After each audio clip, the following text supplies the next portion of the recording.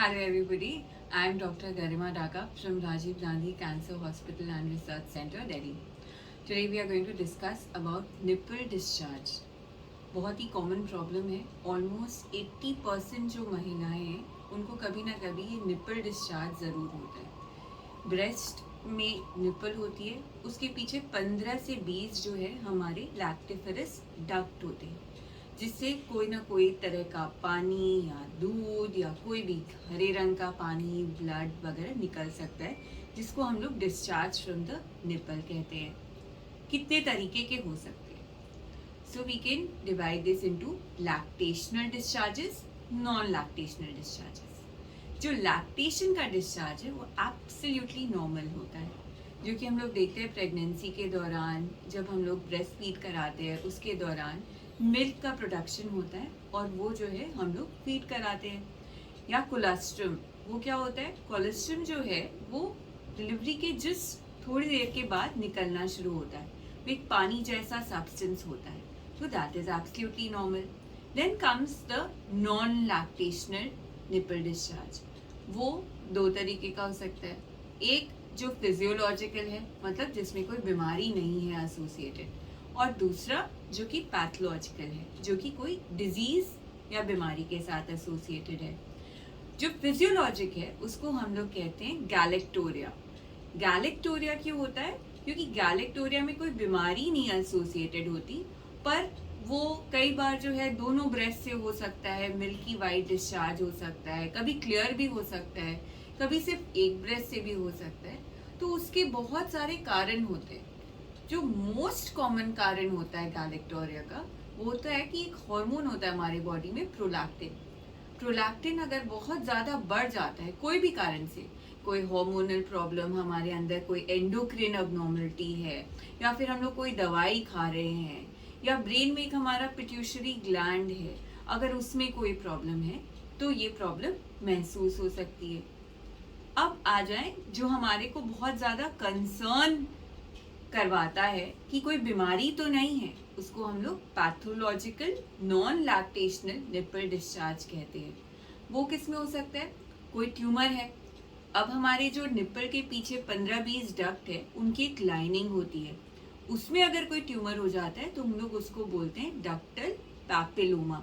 आपने बहुत बार सुना होगा कि अगर निपल से डिस्चार्ज आता है, इन्वेस्टिगेशन कराने के बाद हम लोग वो निकालते हैं, तो आपके बायोप्सी रिपोर्ट में लिखा रहता है इंट्राडक्टल पैपिलोमा, या कोई पैपिलरी नियोप्लाज्म, मतलब कोई पैपिलरी ट्यूमर जो कि डक्ट के अंदर हो सकता है.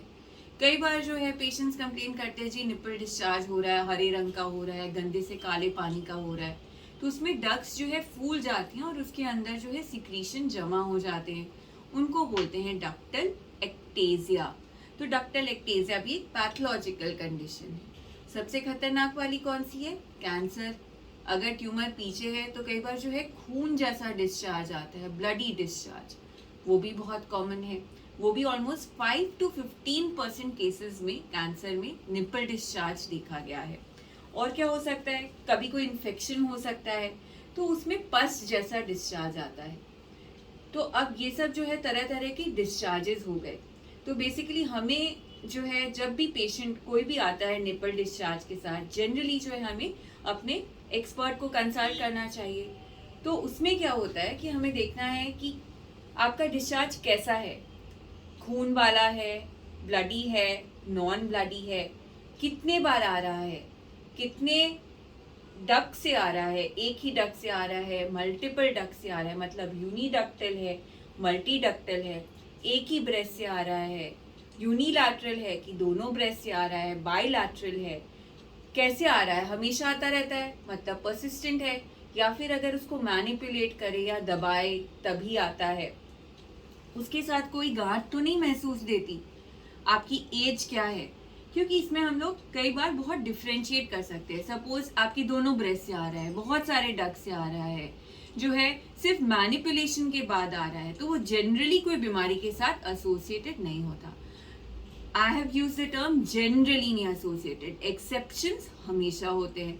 तो जब आप अपने एक्सपर्ट को दिखाने जाते हो, अपने डॉक्टर को दिखाने जाते हो, तो वो बहुत सारी चीज़ें आपके ब्रेस्ट में चेक करता है कि आपकी ब्रेस्ट की स्किन कैसी है, कॉन्टूर में कोई डिफरेंस तो नहीं है, कोई साइज शेप सिमेट्री में डिफरेंस तो नहीं है, कोई घाव तो नहीं हो रखा, कोई एक्जिमा या वैसी कोई कंडीशन तो नहीं है, ठीक है। उसके बाद जो है निपल की कंडीशन देखते हैं। निपल अंदर रिट्रैक्टेड तो नहीं है, कोई उसमें जो है लाली या कोई क्रस्टेशंस या कोई उधर फोड़ा फुंसी जो भी है वो सारा कुछ चेक करता है। इवन निपल को पैल्पेट करके और उसमें से प्रेशर दे करके देखता है उसके अराउंड जो एरियोला होता है कि कोई पानी जैसा सब्सटेंस निकल तो नहीं रहा, तो वो कैसा है, उसका क्या कैरेक्टर है, कितना आ रहा है, कोई गांठ तो नहीं एसोसिएटेड। प्लस ब्रेस्ट के पास में जो हमारे नोड्स होते हैं वो उनको भी एग्जामिन करता है। एक पूरा बॉडी चेकअप करता है कि आपको कोई हार्मोनल फ्लक्चुएशन या हार्मोनल के अबनॉर्मलिटीज के वजह से कोई और सिंड्रोमिक एसोसिएशन तो नहीं है। तो इसलिए जो है आपको अपने डॉक्टर को दिखाना बहुत बहुत ज़रूरी होता है निपल डिस्चार्ज में। एग्जामिनेशन के बाद वो आपको कुछ कुछ टेस्ट बताता है कराने के लिए, जैसे आपकी एज के हिसाब से अल्ट्रासाउंड बता सकता है या कोई मैमोग्राफी बता सकता है। इवन मेल्स में जो है निपल डिस्चार्ज बहुत इम्पॉर्टेंट है और उनको तुरंत कंसर्न होना चाहिए और डॉक्टर को दिखाना चाहिए। फीमेल्स से ज़्यादा जो है मेल्स में देखा गया है कि अगर निपल डिस्चार्ज है तो कैंसर होने के चांसेस बहुत ज़्यादा बढ़ जाते हैं। अगर आपका मैमो अल्ट्रासाउंड में कुछ नहीं आया तो हो सकता है जो है हम MRI कराएं, पर बेफालतू के टेस्ट आप प्लीज़ बाहर से मत करवा के ले आइए। कई लोग करा के ले आते हैं साइटोलॉजी जी, हमने डक्टोस्कोपी करा ली, हमने गैलेक्टोग्राफी करा। ये सब टेस्ट का कोई मायने नहीं रखता। जो टेस्ट आपके डॉक्टर को एग्जामिनेशन के बाद जो है सूटेबल लगेगा वो आपको खुद ही एडवाइस कर देगा। हो सकता है आपकी बायोप्सी करनी पड़े, हो सकता है आपकी स्किन की कोई बायोप्सी करनी पड़े। अगर आपको समझ लीजिए एक पेजेस डिजीज होता है निपल का, जिसमें एक्जिमा और क्रस्टेशन हो जाता है निपल का, तो उसमें स्किन बायोप्सी से ही सॉर्ट आउट हो जाएगा। निपल के डिस्चार्ज का साइटो कराने की कोई ज़रूरत नहीं होती। दूसरी बात जो है कि कई बार प्रेगनेंसी के वक्त जो है या फीडिंग के वक्त, लैक्टेशन के वक्त हमारे निपल से ब्लड आ सकता है, तो प्लीज़ मत घबराइए। प्रेगनेंसी में ना ब्रेस्ट बहुत एंगॉर्ज हो जाता है और ब्लड वेसल्स बहुत सारे हो जाते हैं, तो थोड़ा बहुत ब्लड जो है नॉर्मल आ सकता है, तो घबराइए मत। बट अगर वो भी परसिस्ट करे तो अपने डॉक्टर को दिखाएं।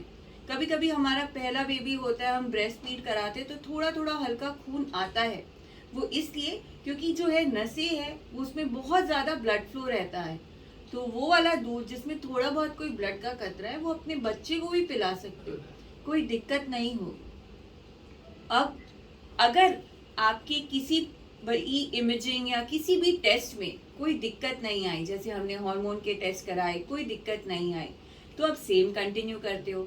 कई बार हार्मोनल के वजह से जो है आपके डिस्चार्ज आता है, डिस्चार्ज बॉदर नहीं कर रहा तो कोई बात नहीं, आप कंटिन्यू करते हो। नहीं तो हम लोग दवाई आपकी थोड़ी बहुत टेपर कर देते या चेंज कर देते हैं। कभी कभी क्या होता है कि प्रोलैक्टिन जो कि हम लोग जनरली टेस्ट कराते हैं वो नॉर्मल आता है, पर फिर भी आपको डिस्चार्ज आता है, तो उसको बोलते हैं हम लोग ट्रांजिएंट इडियोपैथिक गैलेक्टोरिया। तो उसका कुछ नहीं, वो धीरे धीरे ठीक हो जाता है। बट सपोज अगर आपको कोई पैथोलॉजिक डिस्चार्ज है तो सब टेस्ट करवाने के बाद हो सकता है कि आपको डॉक्टर आपका सर्जरी एडवाइस करे, तो वो सब जो है आपके एक्सपर्ट के कंसल्टेशन, डिस्कशन, ट्रीटमेंट जो है आपको सारा कुछ समझा करके किया जाता है। तो मेन पर्पस है कि अगर आपको निपल डिस्चार्ज हो कोई भी तरीके का, तो एक बार आप अपने डॉक्टर से ज़रूर मिले और सारे अपने डाउट्स क्लियर कर लें। Thank you so much.